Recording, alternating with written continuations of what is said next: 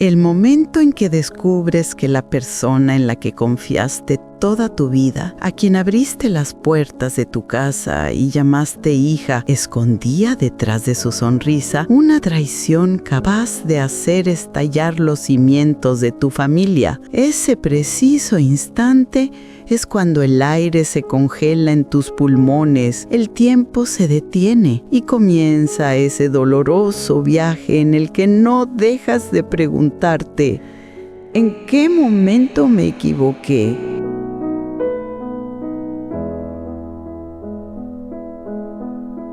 Soy Nuria. Durante 45 años, mi esposo Julián y yo hemos vivido en esta casa, en este jardín, compartiendo tanto el dolor como la alegría, apoyándonos el uno al otro como dos montañas que se sostienen. Dedicamos nuestra vida entera a criar a nuestros dos hijos, nuestra dulce Lucía, de corazón de algodón, y nuestro valiente Diego, orgullo de la familia, con honestidad y amor, para que jamás le quitaran a nadie lo que no les pertenecía. Nuestro único deseo era verlos felices, casados, y escuchar las risas de nuestros nietos llenando esta casa de vida. Diego, nuestro primogénito, era la luz de nuestros ojos. Tal vez lo sobreprotegíamos demasiado. El día que llamó a nuestra puerta acompañado de esa joven de sonrisa radiante y palabras tan dulces como la miel, Clara, y nos dijo mirándonos a los ojos: «Mamá, papá, he encontrado a la mujer de mi vida, a mi razón de ser, a mi alma gemela», el corazón de Julián y el mío casi estalló de alegría. Nunca antes habíamos visto a nuestro hijo tan feliz. Desde aquel día, Clara no fue solo la nuera de la casa, se convirtió en mi tercera hija. No hice distinción alguna entre ella y mi Lucía. Le confié mis recetas más antiguas, los delicados encajes que heredé de mi madre y hasta los secretos más íntimos que pasaron de generación en generación en nuestra familia. La veía no solo como la esposa de mi hijo, sino como una nueva y fuerte columna de este hogar, el futuro mismo de nuestra familia. Sin embargo, en medio de aquella imagen de felicidad perfecta, empecé a notar algo. A veces, cuando creía que nadie la observaba, veía en los ojos de Clara un destello fugaz. No era una mirada amorosa, sino más bien la de alguien que evalúa el valor de un objeto precioso, fría, calculadora. La primera vez que lo percibí fue cuando sus ojos se posaron con demasiado interés sobre el antiguo reloj de bolsillo de Julián, una reliquia heredada de su abuelo. Aquel mal presentimiento, esa pequeña espina de duda, no me atrevía a compartirla con nadie. No quería preocupar a Julián y poner a Lucía en medio de un conflicto entre cuñadas. «Nuria», me decía a mí misma, «estás imaginando cosas. Son manías de la edad. No arruines la felicidad de tu hijo». Pero si hubiera sabido que aquella inquietud era solo el primer soplo de una tormenta mucho mayor, jamás habría intentado acallarla. Pasaron unas semanas. Ya casi había olvidado aquel escalofrío que sentí la mañana de Pascua. Clara, como siempre, se desvivía por mí. «¿Necesita algo, mamita?», preguntaba sin cesar, asegurándose de que cada gesto suyo reforzara la felicidad de Diego hasta el punto de hacerme sentir culpable por mis sospechas. Una tarde, mientras tomábamos café todos juntos después de comer, Julián miró su reloj de bolsillo y dijo con nostalgia: «Ah, cómo pasa el tiempo». Vi entonces cómo los ojos de Clara volvían a fijarse en el reloj, y esta vez no guardé silencio.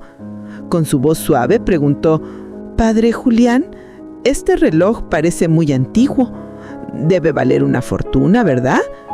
Mi buen esposo, de alma noble y corazón limpio, no percibió el interés detrás de la pregunta. Sonrió, acarició el reloj con ternura y respondió: «Ah, hija mía, su valor no se mide en dinero. Este reloj es un recuerdo de mi abuelo. Su valor es puramente sentimental». fue justo en aquel instante cuando Julián pronunció las palabras valor sentimental que el rostro de Clara cambió por una fracción de segundo. Su sonrisa perfecta se tensó y en sus labios se dibujó una mueca apenas perceptible de decepción antes de recomponerse. «Ah, claro, lo importante es el recuerdo», dijo apresuradamente como quien finge haber obtenido la respuesta que no esperaba. Ni Julián ni Diego notaron aquel detalle, pero yo sí. Me quedé paralizada en la mesa, con el alma encogida. Esa vocecita interior que solía decirme, «estás imaginando cosas», desapareció. Y en su lugar se instaló una certeza helada. No era paranoia. El interés de Clara por nuestras reliquias familiares no nacía del cariño, sino del valor material que escondían. No podía borrar de mi mente la sombra de decepción que vi en el rostro de mi nuera. Aquella imagen se había grabado en mi memoria como una fotografía dolorosa. Por eso, aunque me esforzaba por aparentar normalidad para no perturbar la felicidad de mi hijo Diego dentro de mi propia casa, me había convertido en una observadora silenciosa, herida, que analizaba cada gesto y cada palabra de Clara, buscando sin quererlo una pista que confirmara mis temores. Pasaron algunos días de esa inquietante vigilancia y comencé a notar algo más. Clara recorría la casa con una atención diferente. Sus manos se posaban sobre objetos que antes ignoraba. El viejo tapiz que colgaba del pasillo, la alfombra de lana traída de Segovia, incluso el aparador de nogal que perteneció al abuelo de Julián, observándolos con la mirada calculadora de quien evalúa una pieza de colección, no con la de una nuera que se acostumbra al lugar. Una noche, mientras me ayudaba en la cocina, me habló con su voz suave de siempre, sin apartar los ojos de la cazuela. «Mamá Nuria», dijo, «¿no cree que esta casa es demasiado grande y antigua solo para ustedes dos? Quiero decir, ¿nunca pensaron en mudarse a un piso más pequeño, más moderno, más cómodo?» La cuchara que tenía en la mano quedó suspendida en el aire. Aquella pregunta, disfrazada de amabilidad, me golpeó con más fuerza que su interés por el reloj antiguo. No se trataba solo de una casa. Era una intromisión en el templo donde Julián y yo habíamos construido 45 años de vida, donde crecieron nuestros hijos y donde vivían todos nuestros recuerdos.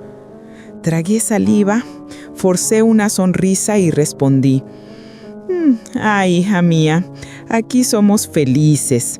Esta casa no tiene gran valor, ya ves, es una vieja casa de campo. Para nosotros no es más que ladrillo y cemento». Lo dije adrede, minimizando el valor material de nuestro hogar, solo para ver si aquella chispa calculadora volvería a encenderse en sus ojos. Y en cuanto mis palabras quedaron flotando en el aire, no aparté la vista de ella ni un segundo. Vi cómo su expresión se desmoronaba. La alegría de su rostro se apagó de golpe, su sonrisa se tensó y al escuchar que la casa no valía nada, la decepción cruzó su cara con total claridad. Clara, al sentirse descubierta, intentó recomponerse rápidamente. Esta vez no soltó una de sus risitas fingidas, en cambio, adoptó un tono más serio y dijo: «Ay, mamá, me ha malentendido. Yo solo pensaba en su comodidad. Tal vez si vendieran esta casa, podrían comprarse un piso bonito y disfrutar de su jubilación como se merecen». Disfrutar de su jubilación. Esas palabras me atravesaron el corazón como un trozo de hielo, porque ya no había duda. Lo que ella deseaba no era nuestro bienestar, sino el dinero que podía sacar de nuestra casa. Para Clara, estas paredes que habían sido testigo de mi vida entera no eran un hogar, eran un bien que debía venderse, un patrimonio en convertir en efectivo. Aunque la conversación terminó ahí, su plan no. Esa misma noche la oí desde mi habitación, hablando en voz baja con mi hijo. Su tono dulce había desaparecido. Ahora sonaba impaciente, casi molesto. Tu madre es muy anticuada, Diego. En esta época nadie vive en una casa así. Deberíamos ayudarles a aprovechar lo que tienen. A la mañana siguiente, durante el desayuno, Diego tenía el rostro sombrío. Evitaba mirarme a mí o a su padre, y en sus ojos se notaba claramente que había pasado la noche escuchando las insinuaciones de su esposa. Fue entonces cuando lo entendí con dolorosa certeza. Mi nuera no solo había puesto sus ojos en mi casa, sino también en el corazón de mi hijo. Había empezado a usar su amor como una arma, sembrando la discordia entre nosotros para adueñarse de lo que más amaba, nuestro hogar.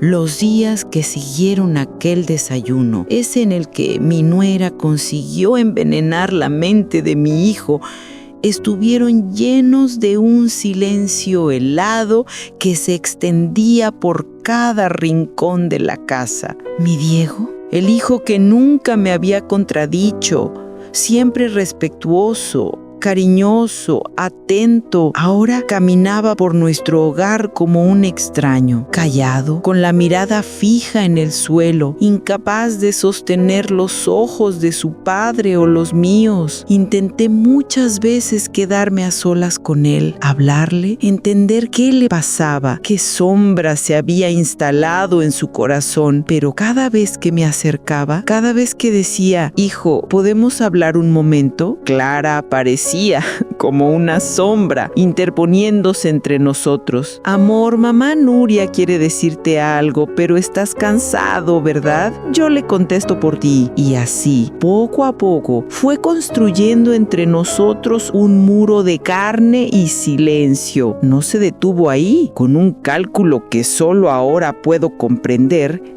Clara comenzó también a apartar a Lucía, mi hija, su propia cuñada. Cada vez que Lucía llamaba, Clara respondía con mentiras dulces.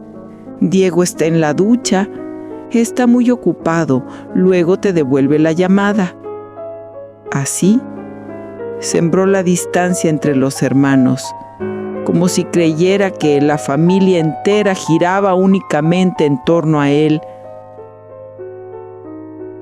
Hasta que una noche, durante la cena, en medio de aquel silencio que ya se había vuelto insoportable, mi hijo dejó caer el tenedor con fuerza sobre la mesa.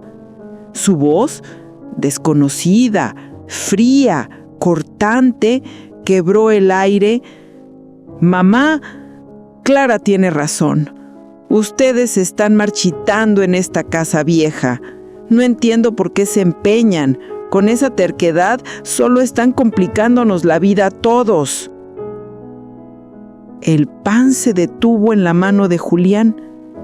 Yo no pude contener las lágrimas, porque aquel que me hablaba ya no era mi hijo. Era la voz de su esposa saliendo de su boca. La ternura con la que lo habíamos criado se había esfumado, y frente a mí no había más que una sombra vacía. Y entonces lo vi. Bajo la mesa, la mano de Clara apretando la de Diego, triunfante como quien celebra una victoria silenciosa. Fue en ese momento cuando entendí que la guerra había comenzado. Las palabras de mi hijo estallaron en la mesa como una bomba. El rostro de mi esposo se tornó blanco como la cal, y el eco de aquel reproche resonó por las paredes cargadas de recuerdos. Mi Julián, que jamás había levantado la voz a sus hijos, golpeó la mesa con la mano temblorosa y rugió con un dolor que desgarraba el alma. «Basta ya, Diego. Esta casa no solo es ladrillo y madera. Aquí están los recuerdos de tu infancia, de nuestra vida juntos. Aquí creciste». Clara, al notar que el arrebato de Julián podía echar a perder su teatro, se apresuró a colocarse su máscara de falsa dulzura. «Por favor, papá Julián, no se lo tome así», dijo con tono compasivo. «Diego no les habla con enojo. Él los quiere. Solo quiere que descansen, que vivan cómodos, que no se cansen en una casa tan grande». Pero mi hijo, en lugar de escuchar el legítimo dolor de su padre, apartó la mirada y, tomando la mano de su esposa, murmuró: «¿Ves, Clara? Intentamos ayudarlos y ni siquiera lo entienden. Hagas lo que hagas, nunca es suficiente».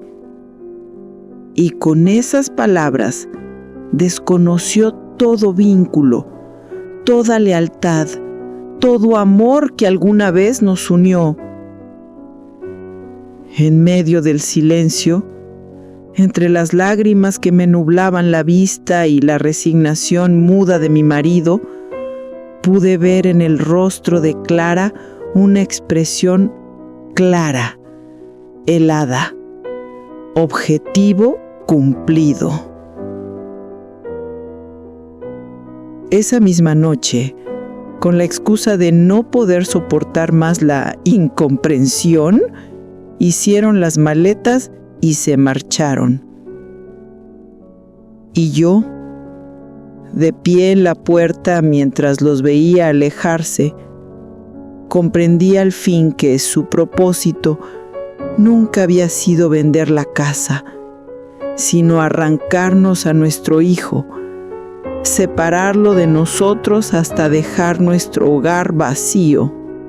La mañana después de que mi hijo y mi nuera abandonaran la casa, un silencio denso, helado, cayó sobre nuestro hogar. Era un silencio tan profundo que parecía haber asfixiado no solo a Julián y a mí, sino también todos los recuerdos que vivían entre esas paredes. El vacío del sillón donde Diego solía sentarse cada noche me provocaba una soledad más honda que la muerte, la soledad de sentirme desterrada dentro de mi propia casa. Mi esposo Julián, aquel hombre firme y orgulloso, se había transformado en una estatua. No me hablaba, apenas comía. Pasaba las horas inmóvil en el banco del jardín, incapaz de aceptar que el hijo al que dedicó su vida hubiera abandonado la casa familiar por las palabras de una extraña, que hubiera despreciado el consejo de su propio padre.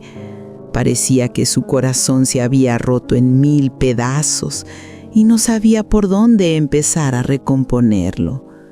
Los primeros días los pasé pegada al teléfono, con el alma en vilo, esperando que sonara y que fuera él.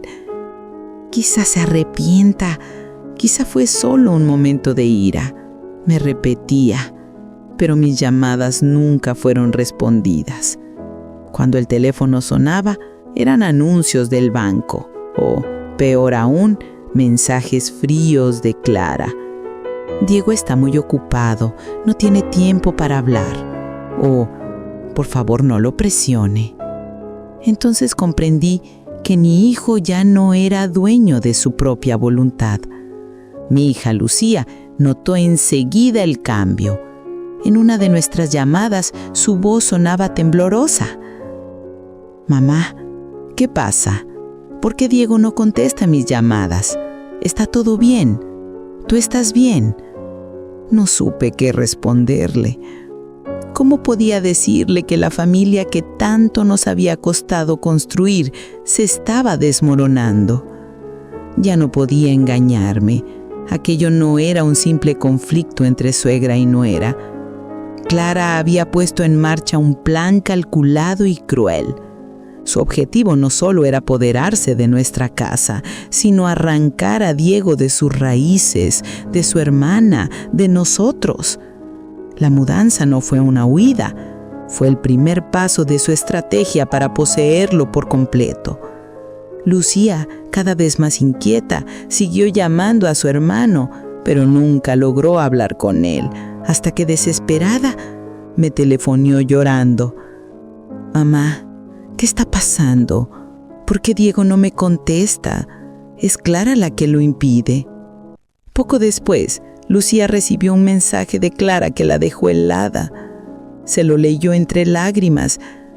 Lucía, por favor, deja de molestar a Diego.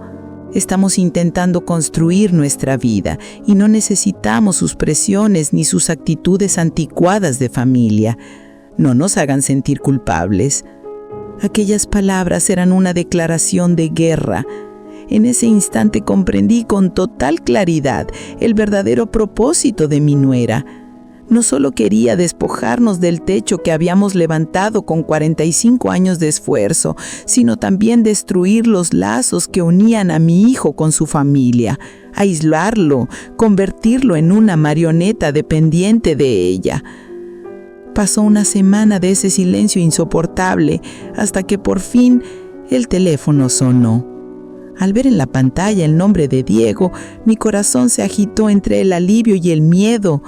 Pero la voz al otro lado no era la de mi hijo. Era la voz vacía de alguien que recitaba palabras ajenas. «Mamá», dijo, «no alarguemos más esto. No es posible seguir viviendo en la misma casa. Habla con papá y comiencen los trámites para venderla». Julián y yo nos quedamos mirándonos, petrificados. Esa voz no preguntaba cómo estábamos, no pedía perdón, no mostraba amor, solo transmitía órdenes. Era como si Clara hablara a través de él. En ese momento comprendí con un dolor que me atravesó el alma que aquel no ya era mi hijo, era el mensajero de la ambición implacable de mi nuera. A la mañana siguiente de la noche en que mi hijo y mi nuera se marcharon, un silencio sordo y helado se cernió sobre nuestro hogar. La pesada tristeza que impregnaba las paredes parecía haberle quitado el aliento no solo a Julián y a mí, sino a todos los recuerdos guardados en esta casa. El hueco del sillón donde Diego se sentaba cada noche me producía una soledad más profunda que la pérdida misma. La sensación de ser desterrada dentro de mi propio hogar. Mi esposo Julián, ese hombre orgulloso y firme, se había vuelto una estatua ante la ingratitud y la falta de respeto de su hijo. No pronunciaba palabra. Pasaba horas inmóvil en el banco del jardín, incapaz de aceptar que su hijo, por obra y palabra de una extraña, hubiera abandonado el nido paterno y desoído la voz de su padre. Era como si su corazón se hubiera partido en 1000 pedazos y no supiera por dónde empezar a recomponerlos.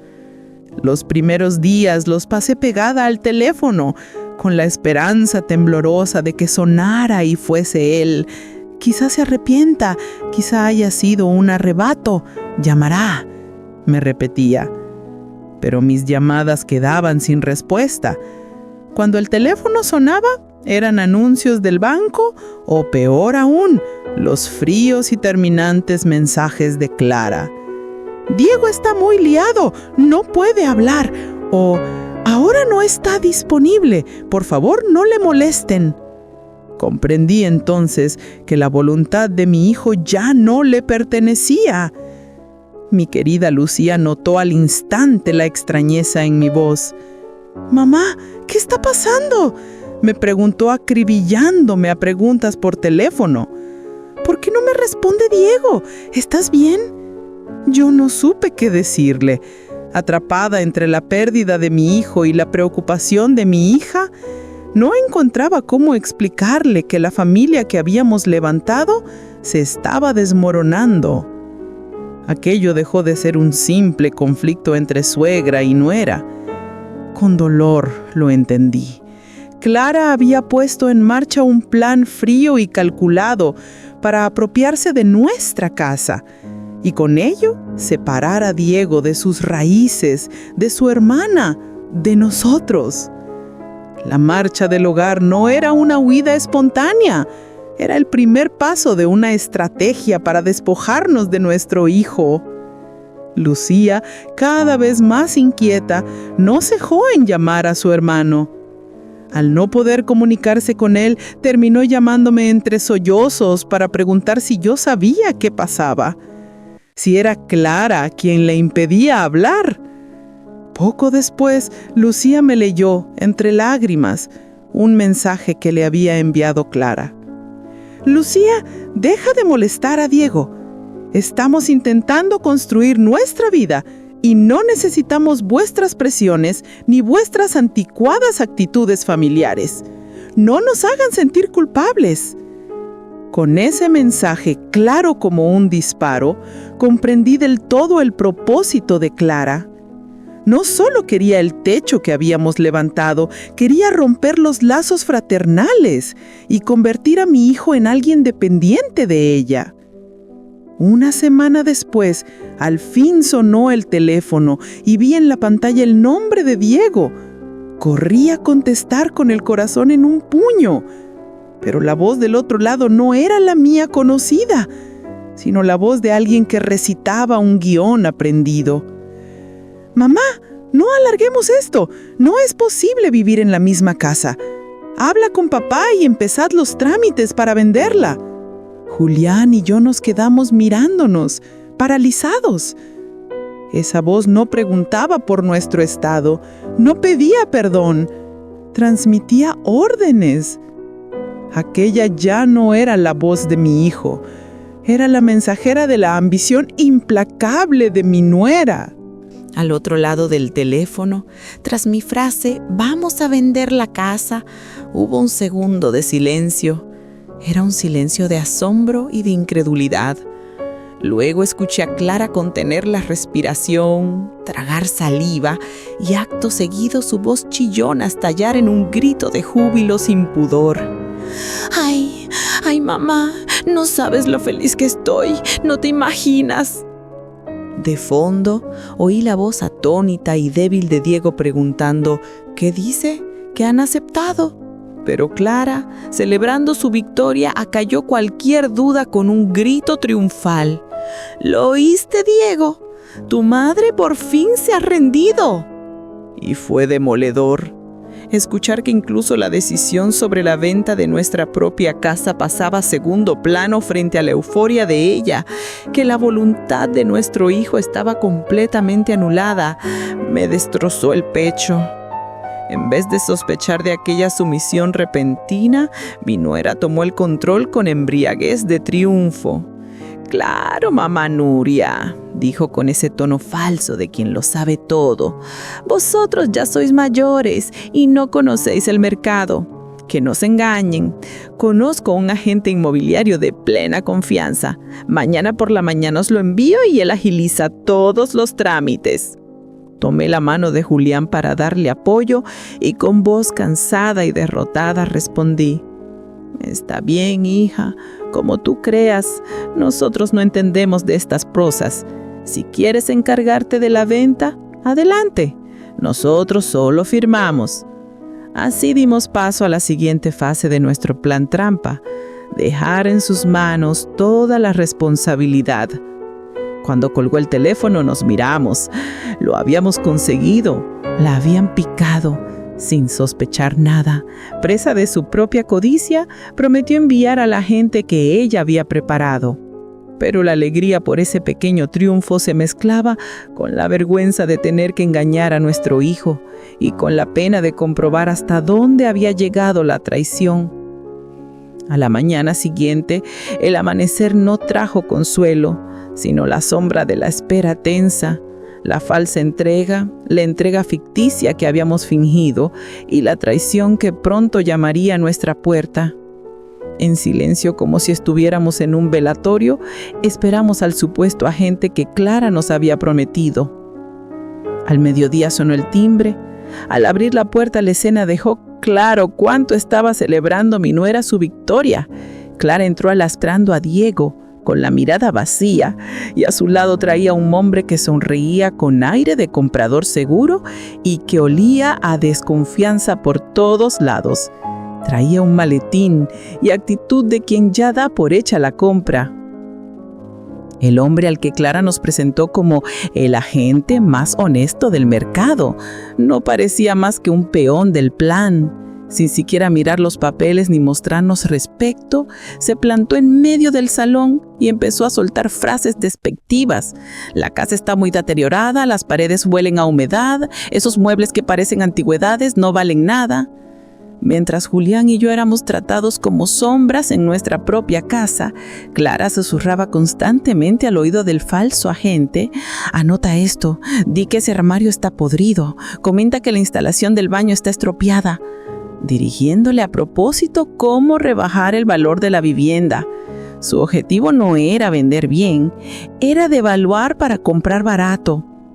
En el instante en que nos miramos con Julián, los dos vimos la misma verdad terrible.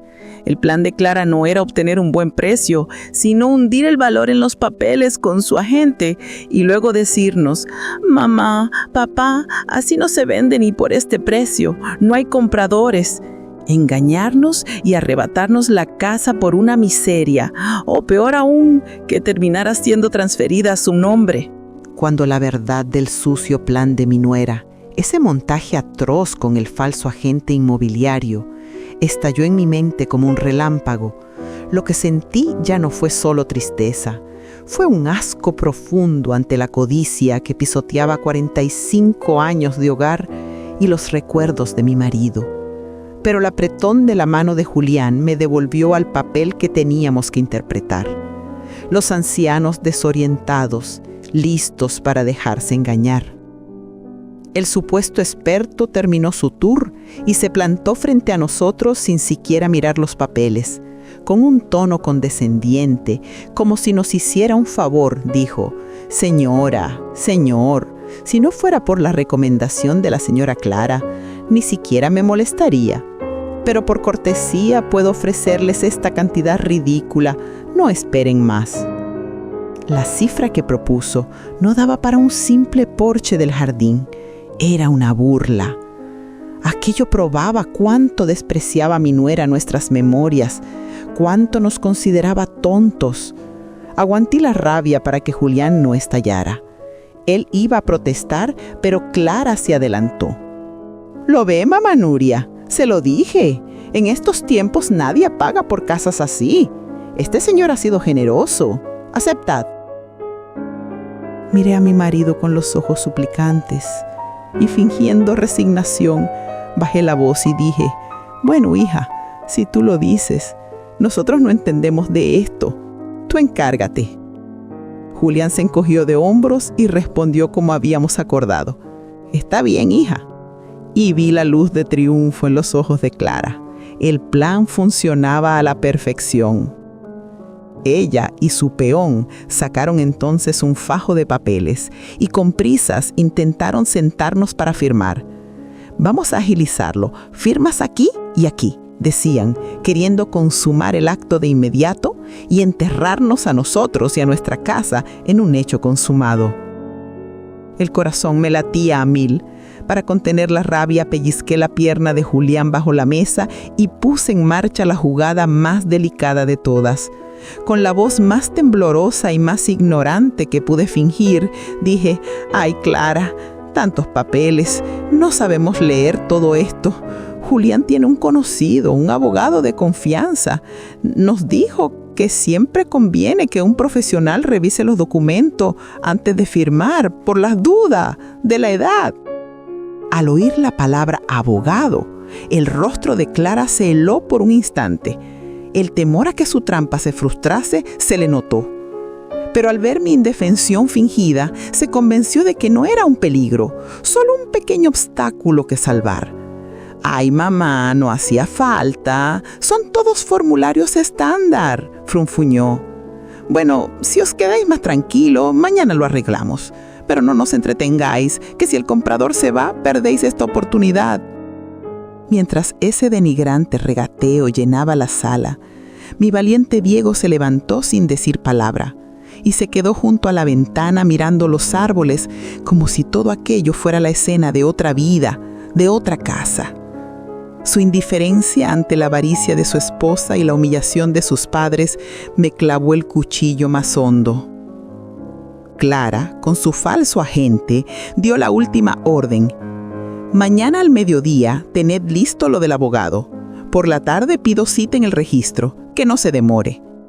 Y tirando del brazo de Diego, salió como un vendaval. Quedamos Julián y yo en el umbral, con esos papeles falsos que nos habían entregado en la mano, pero en realidad sosteniendo el ardid verdadero, preparado por nuestro propio letrado. La partida estaba servida. El juego, el nuestro, el que habíamos urdido en silencio, acababa de empezar de verdad. Justo después de que mi nuera y sus peones salieran de la casa embriagados por su victoria, Julián y yo nos miramos. Ya no había en nuestros rostros ni miedo ni impotencia, solo una determinación helada para bajar el telón de esa suciedad, porque la trampa había funcionado, el anzuelo había sido mordido. Sin perder un segundo, mi marido llamó al abogado de confianza con quien ya habíamos hablado y le dijo: ponemos el plan en marcha. Tenemos esos papeles falsos que nos han dejado. La simulación de venta con esa cifra ridícula. Vamos a ir ahora a tu despacho con los documentos verdaderos para dejar constancia de su traición con las firmas necesarias. Al sentarnos en la mesa del abogado, frente a nosotros yacían dos verdades. Por un lado, el papel vergonzoso que mi nuera había preparado para devaluar nuestra casa. Por otro, el mandato auténtico que nuestro letrado había redactado, un poder notarial que transferiría toda la gestión y la autoridad sobre la venta directamente a mi hija Lucía, excluyendo por completo a Diego. El abogado nos explicó con la sangre fría de quien ha visto 1000 juicios cómo sería la jugada decisiva. Mañana, en la hora de la firma en el registro, ese instante en el que Clara pensaría que había ganado, se sustituirían los papeles que ella presentaba por el poder verdadero y con ello garantizaríamos nuestro futuro. Mientras asentía a cada palabra del abogado, mi mirada se posó en la fotografía infantil de Diego que asomaba en la cartera de Julián. Me dolió el alma, porque la trampa que estábamos urdiendo no solo desenmascararía a una nuera codiciosa, sino que marcaría a nuestro propio hijo como el que había traicionado a su familia por la ambición de su esposa, la victoria más amarga que puede lograr una madre. En los pasillos fríos, abarrotados y ruidosos del registro, esperando la firma más dura y humillante de nuestra vida, sentí que el corazón me caía a los pies. Íbamos a formalizar ante todos la traición de nuestro hijo. Lo íbamos a convertir en un hecho notarial. No tardaron en llegar Clara con su figura triunfante, arrastrando a un Diego de mirada apagada y al impostor que hacía de agente. Con prisas y un aire de quien asiste a un festejo, ella se acercó. «Venga mamá, venga papá, no hagamos esperar a los funcionarios, que esto termine ya». Nos espetó con esa impaciencia que revelaba su avaricia. En la salita pequeña y sin aire donde firmaríamos, Clara no dudó. Empujó los papeles falsos que había traído hacia el funcionario y dijo con arrogancia: «Señor, ya está todo listo. Estos ancianos solo tienen que firmar. Vamos a agilizarlo». Se saltó incluso los formalismos con descaro. Entonces llegó la parte que habíamos preparado. Julián fingió temblar, tomó el bolígrafo y dijo con la confusión culta que el abogado le había enseñado: «Ay, hija, no entendemos bien esto. ¿Dónde firmamos? ¿Son tantos papeles?». Una frase hecha para dispersar la atención del secretario.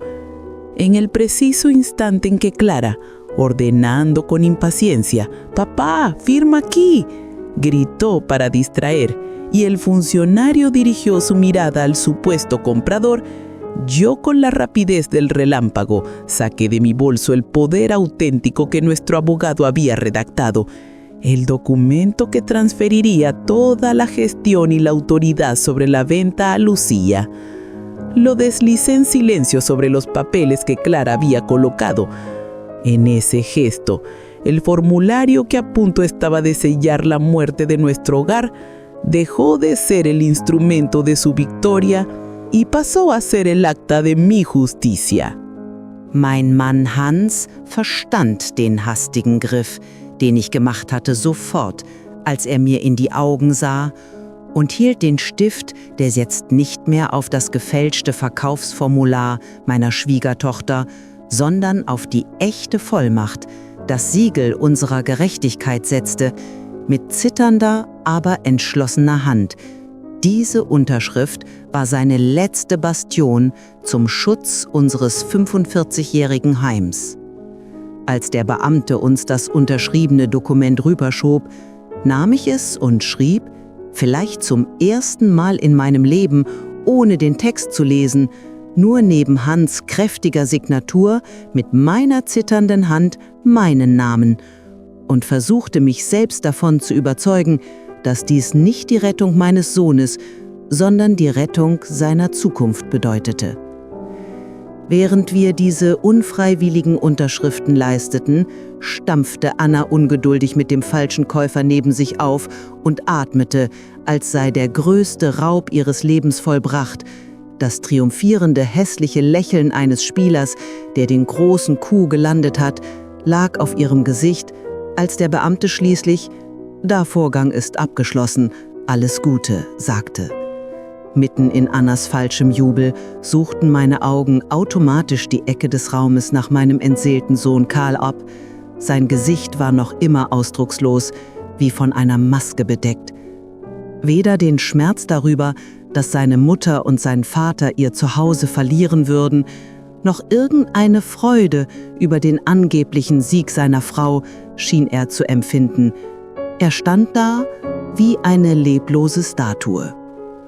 Ich steckte mir die Kopie der Vollmacht, die nun unsere rechtliche Festung war, in die Handtasche. Anna aber umklammerte das ihr ausgehändigte, inzwischen bedeutungslose falsche Verkaufsdokument und rief: »Das ist erledigt, lasst uns feiern«, zog Karl am Arm und stürmte aus dem Zimmer. Sie wusste nicht, dass das, was sie glaubte unterschrieben zu haben, nicht ihr triumphales Werk war, sondern der Auftakt zu ihrem eigenen Ende, vorbereitet von uns. Als wir das frostige Portal des Grundbuchamts hinter uns ließen und wieder in die lärmende Straße traten, konnten weder Hans noch ich »Wir haben es geschafft« sagen.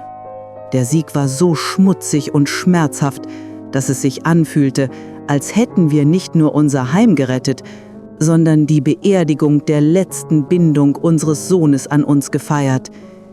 Nicht einmal der entfernte zustimmende Gruß unseres Anwalts konnte den Stechartel in unseren Herzen lindern. Auf dem Heimweg, den Anstieg hinauf, herrschte zwischen uns bleiernes Schweigen. Keine Worte fanden den Weg, denn alles, was gesagt werden könnte, schien hohl. Meine Hand umklammerte instinktiv das echte Dokument, mit dem wir Nina die vollumfängliche Verfügungsgewalt übertragen hatten, nicht als Besitzurkunde, sondern als Schild, das die zersplitterte Ehre unserer Familie schützen sollte. Kaum zu Hause wählte ich mit zitternden Fingern Ninas Nummer. Am Telefon flüsterte ich: »Mein Kind, wir haben es geriegelt«, und konnte das Zittern in meiner Stimme nicht verbergen.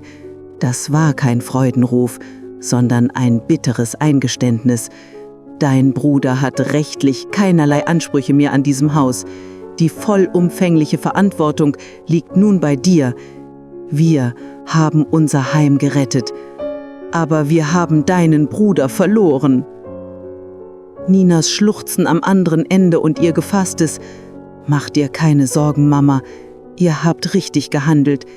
Ich werde jetzt sowohl eure als auch die Zukunft dieses verlorenen Bruders beschützen«, verstärkten nur unseren Schmerz. Hans setzte sich schweigend in den Lehnstuhl, in dem unser Sohn sonst saß, vergrub sein Gesicht in den Händen und trauerte still um den Verrat seines Kindes. Das schwierigste Teil unseres Plans begann nun, das Warten. Während Anna draußen mit ihrem falschen Papier ihren angeblichen Sieg feierte, mussten wir heimlich und geräuschlos dafür sorgen, dass das Haus zu seinem wahren Wert an seriöse Käufer ging und der Erlös in Ninas Obhut gelangte. Fortan wartete ich Bauereier darauf, wann Anna, im Glauben, das Haus verkauft zu haben, bei uns das erste Mal nach Geld fragen würde und auf den Moment, in dem ihre grausame Maske endlich ein letztes Mal fallen würde. Los días que siguieron aquella humillación en el registro transcurrieron como si el tiempo se hubiera detenido en nuestra casa. Una espera tensa, tanto para nosotros, heridos por la traición, como para mi nuera Clara, que celebraba su victoria falsa y aguardaba impaciente a que sus papeles se convirtieran en dinero. No pasó mucho hasta que vi su nombre en la pantalla del teléfono. Al contestar, la voz que oí no fue cortesía fingida, fue un siseo codicioso.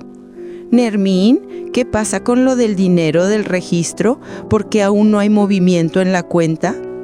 Bajo la mirada que me pedía calma de Julián, respondí con la voz más ingenua y desentendida que pude fingir.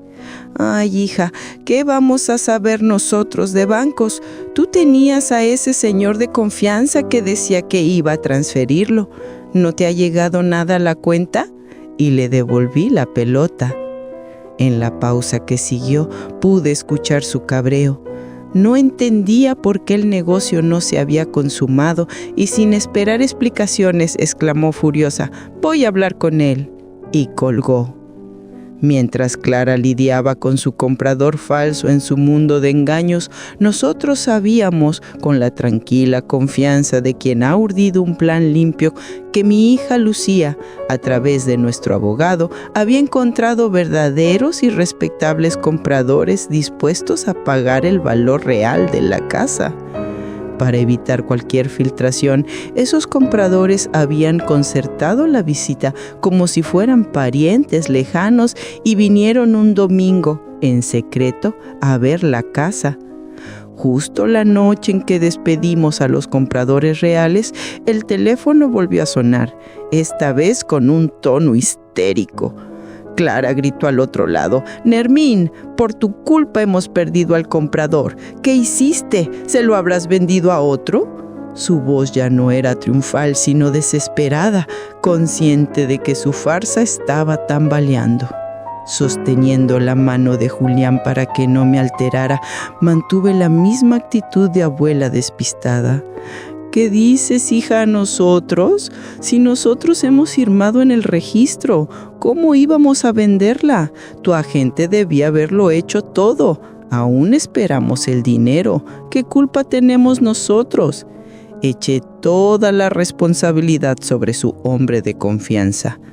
Al colgar enfurecida acusándonos de engaño, tuve la punzante certeza de que el final del camino se acercaba. Una serpiente que se da cuenta de que ha sido víctima de su propia trampa no se retira sin antes intentar morder una última vez. Su último veneno, su regreso, sería inevitable.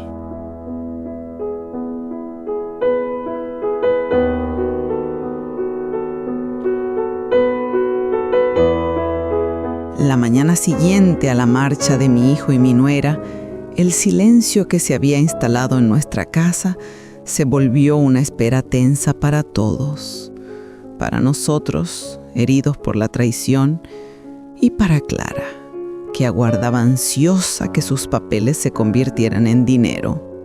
La voz de Clara al otro lado del teléfono no fue ya la cortesía fingida de antes, sino un siseo de codicia. «Nuria, ¿qué pasa con la transferencia del registro? ¿Por qué no hay movimiento en la cuenta?»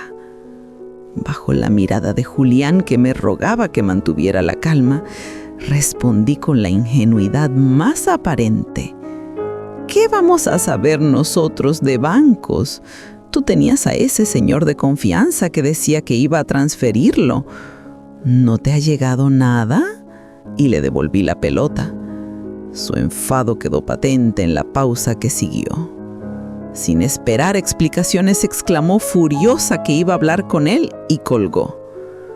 Sabíamos, sin embargo, que mi hija Lucía, gracias a nuestro abogado, había encontrado verdaderos compradores dispuestos a pagar el valor real de la casa y que las gestiones secretas para venderla ya estaban en marcha. Aquella noche, el teléfono volvió a sonar con un tono histérico. Clara gritó: «Nuria, por tu culpa hemos perdido al comprador. ¿Qué has hecho? ¿Se lo habrás vendido a otro?». Su voz ya no celebraba, sino que imploraba, consciente de que su farsa se tambaleaba. Entonces el caos estalló en persona. Un frenazo en la calle y el golpe de una puerta de coche rompieron la calma. No era una visita tranquila, sino el ruido de un intruso que venía a exigir cuentas. El timbre de la puerta sonó como una alarma. Antes de que pudiéramos reaccionar, la voz histérica de Clara resonó tras la puerta. «¡Abrid! Nuria, eres una mentirosa. Sé lo que habéis hecho. Me habéis estafado. Me dais el dinero ahora mismo». Golpeó la puerta con furia. Sus puños sacudían no solo el acero, sino los muros de 45 años de vida, los recuerdos, la paciencia última de Julián. La dulzura que conocíamos se había convertido en el siseo furioso de una serpiente herida. Retrocedí atemorizada. Julián, con la última determinación fría que le quedaba, caminó hacia la cerradura. «Nuria», me dijo sin mirarme, «fuimos nosotros quienes dejamos que este monstruo entrara. Ahora toca arrancarle la máscara». Al abrir la puerta, lo que vimos no fue la nuera que yo había creído mi hija. Clara pareció desencajada, al borde del desquicio, el rostro trastornado por la rabia, el pelo desordenado, los ojos inyectados en sangre. No venía a celebrar, sino a cobrar. Pero lo que más me desgarró fue la presencia detrás de ella. Diego, mi hijo, como una sombra, incapaz de mirarnos a los ojos. Su mirada estaba apagada. No tenía fuerzas para frenar la invasión de su mujer, ni para decir una palabra. Era un títere sin voluntad. Clara nos empujó a un lado al entrar y, tirando su bolso al suelo, gritó a voz en cuello: «¿Dónde está el dinero? ¿Cómo os atrevéis? Sé lo del registro, sé que me habéis estado engañando, me habéis estafado. Me dais el dinero ahora mismo». Mientras mi nuera gritaba en el centro de nuestro hogar: «¿Dónde está el dinero?», con la descarada violencia de una ladrona, vi en el rostro de Julián una expresión nueva, helada y de acero. Ya no era el hombre abatido por el dolor de perder a un hijo, sino una fortaleza que, más que furia, sentía repulsión ante la codicia que pisoteaba su vida. Julián ni siquiera la miró. Clavó su vista en la figura espectral que se recortaba en la esquina del salón. Diego, despojado de voluntad, con voz cortante, apenas un susurro que se volvió mandato, dijo: «Diego, levanta la mirada y mira la cara de tu madre. Tú metiste ese monstruo en esta casa y ahora escucha sus gritos por dinero sin vergüenza». Al no obtener respuesta, Clara enloqueció más. Dio un paso hacia mí y, acusadora, me señaló con el dedo. «Corta ya con este dramón de padre e hijo», gritó. «No nos engañáis. Firmasteis esos papeles del registro. La casa se vendió. O me dais el dinero ahora o no os dejo ni un minuto más en esta casa». Me acerqué entonces a Julián. Saqué del bolso el poder auténtico que habíamos firmado en el registro y, con voz tan fría como un bisturí, le dije: «¿De qué dinero hablas, hija? ¿De esos papeles falsos con los que creías vendernos por migajas? Este es el documento que nosotros firmamos», y mostré poder a nombre de Lucía. Vi cómo, al contemplar el papel, la codicia que ardía en sus ojos se convirtió primero en perplejidad y luego en pánico absoluto. Había caído en la trampa. El rostro angelical se hizo añicos. Clara, enfrentada no a una anciana manipulable, sino a una madre que había dado vuelta a tu propia trampa, se quedó sin palabras. Su furia se turnó en un temblor blanquecino y balbuceó: «¿Esto? ¿Qué significa esto? ¿Qué poder? Nos habéis engañado».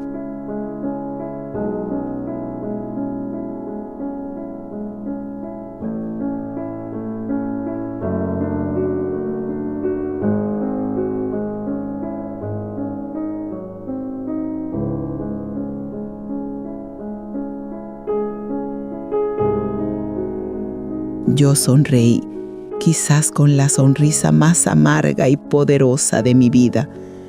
«No, hija, no te engañamos. Hemos protegido nuestra casa de tu avaricia, confiando en que tú subestimarías a un anciano. Apostamos por tu codicia y con este poder que firmamos en el registro, transferimos toda la gestión y autoridad a Lucía». Al ver su plan derrumbarse, Clara gritó: «No puede ser, mi dinero», y se lanzó hacia mí. Julián se interpuso como una roca. Desesperada, se volvió hacia la sombra tras suyo y chilló: «Diego, ¿no oyes? Te han dado todo a tu hermana. Haz algo, cállalas». Entonces ocurrió algo que nadie esperaba. Diego, que había estado entregado al influjo de su esposa durante semanas, alzó la cabeza como despertando de un sueño profundo. Sus ojos recorrieron, por primera vez en mucho tiempo, el documento en mi mano, la expresión desencajada de su mujer y luego a nosotros, su madre y su padre, firmes y cansados. En ese segundo pareció comprender la monstruosidad de la que había sido instrumento y lo que su conducta había provocado a su propia familia. Al comprobar que ya no contaba con su apoyo, ni el dinero, ni la marioneta, Clara, presa de la locura, gritó: «Si no me dais el dinero y la casa, que tampoco tengáis nada». Y en un arrebato arrancó de la esquina la vieja jarra de porcelana que había sido heredado de mi madre y lo lanzó contra el suelo, partiéndolo en 1000 pedazos. El jarrón que mi nuera lanzó al suelo era la última reliquia que me quedaba de mi madre. Cuando los fragmentos de cerámica se esparcieron sobre el mármol del salón, no solo se rompió un objeto, se hizo añicos el último rescoldo de esperanza que tenía en este matrimonio, la última gota de paciencia que me quedaba. Frente a mí ya no había una nuera ambiciosa, había una vándala que atacaba mi hogar y mis recuerdos con los ojos desorbitados por la codicia. Mientras ella, jadeando, se recreaba en la malévola satisfacción de destrozar nuestros recuerdos, su mirada se desplazó hacia la esquina donde reposaba, en un aparador, el reloj de bolsillo antiguo heredado del abuelo de Julián. «Pues entonces», sisió, «no os dejaré ni las migajas. Ese reloj también es mío». Mi marido, que hasta entonces jamás había alzado la voz por un objeto, se levantó de un salto con un rugido que fue más decisión que rabia. «¡Basta!». Su grito no fue la explosión de un hombre encolerizado, sino la voz firme de quien defiende lo sagrado.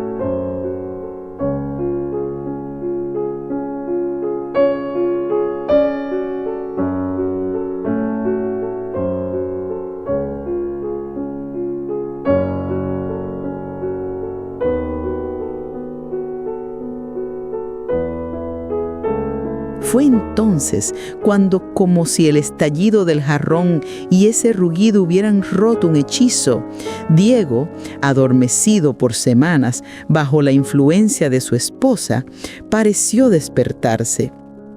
Al ver a su padre plantarse ante la agresión y a su mujer convertirse en una fiera, la mirada ausente que llevaba se transformó en horror y vergüenza.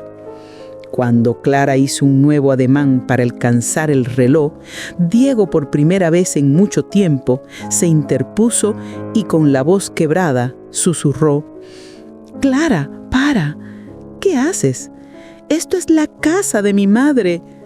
Ante esa resistencia, Clara rompió en furia. Por tu culpa he perdido todo, por vuestra culpa. ¿Y ahora quién se atreve a decirme qué hacer? Se liberó con violencia del agarre de Diego, como si él le hubiera traicionado en el peor momento. Pero él, sin atender al arrebato, miró los fragmentos del jarrón, la figura erguida pero cansada de su padre y el desastre que había provocado su esposa. La realidad le cayó encima con todo su peso y su rostro se llenó del tormento de lo que había hecho. Al ver que la marioneta se rompía y que ya no contaba con el control sobre su marido, Clara lanzó su última amenaza. «Os arruinaré. Esta casa será vuestra tumba. No permitiré que esa Lucía se quede ni un céntimo». Esas palabras no me hirieron. Mi atención estaba plenamente en mi hijo.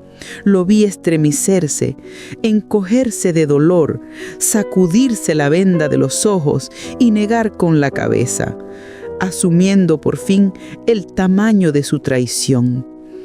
Sin poder soportar más la humillación, Clara dio una última mirada furiosa. Comprobó que había perdido tanto el dinero como al hombre que le obedecía y se marchó como había venido, arremetiendo la puerta con tal fuerza que todo el hogar tembló, dejando atrás el eco de su rabia.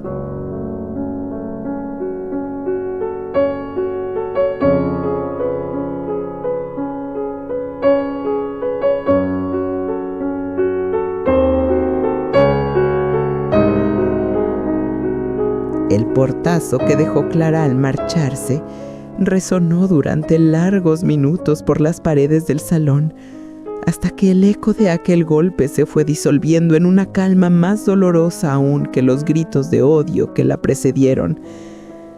Lo que quedó no fue silencio, fue una quietud pesada, humillante, en la que no solo dolían los pedazos del jarrón de mi madre, sino también la dignidad rota de mi hijo. Julián no miraba hacia la puerta por la que acababa de salir el monstruo. Miraba a Diego, allí, en medio del salón, hundido en el vacío de su propia traición. Ya no había ira en su rostro, ni decisión, solo el abatimiento sereno de un padre que contemplaba cómo el hijo al que dedicó la vida había destruido con sus propias manos su familia.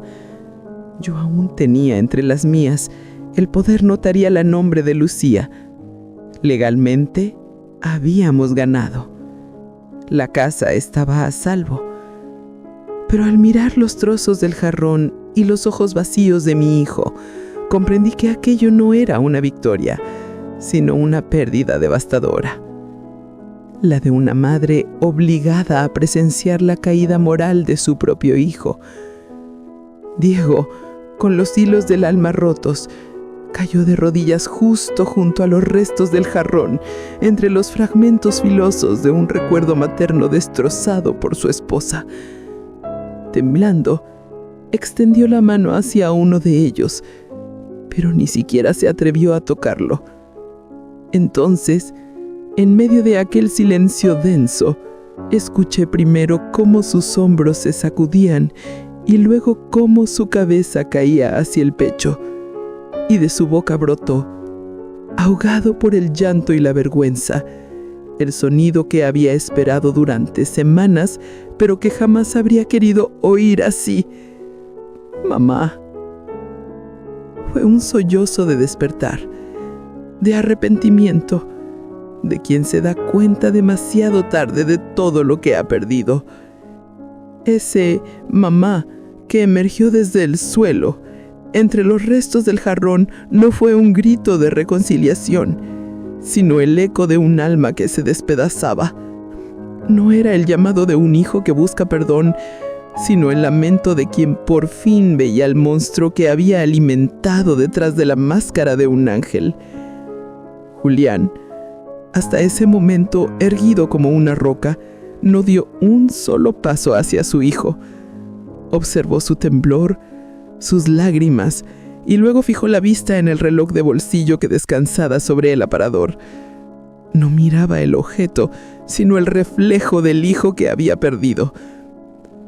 Finalmente, sin decir palabra, caminó hacia la puerta del salón y la abrió de par en par. Fue un gesto más elocuente que un «vete». Era la callada sentencia de un padre que dice «ya no tienes lugar aquí». Al ver la puerta abierta y la mirada firme de su padre, Diego rompió a llorar con más fuerza. «Papá, mamá, estaba ciego. Creí en las promesas de Clara. Vendí vuestro amor por dinero. Destruí mi casa. ¿Qué he hecho?». Y se derrumbó sobre los restos del jarrón, como si quisiera hundirse con ellos. Esa noche Diego no siguió a su esposa. Salió por la puerta que su padre había abierto bajo el peso de su propia vergüenza. Supimos más tarde que se divorció de ella y trataba de rehacer su vida, pero nunca volvió a ser el mismo. Lucía, con el poder legal que le habíamos otorgado, vendió la vieja casa y nos compró una más pequeña, más tranquila.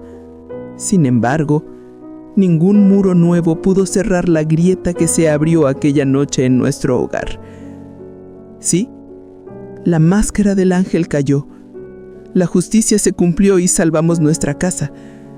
Pero esta no es una historia de victoria. Es la historia amarga de unos padres que vieron cómo la ambición cegaba a su propio hijo, cómo la confianza más sagrada podía convertirse en arma de destrucción. Porque cuando una máscara cae, el rostro que aparece debajo no siempre pertenece a un extraño. A veces es el de quien más amas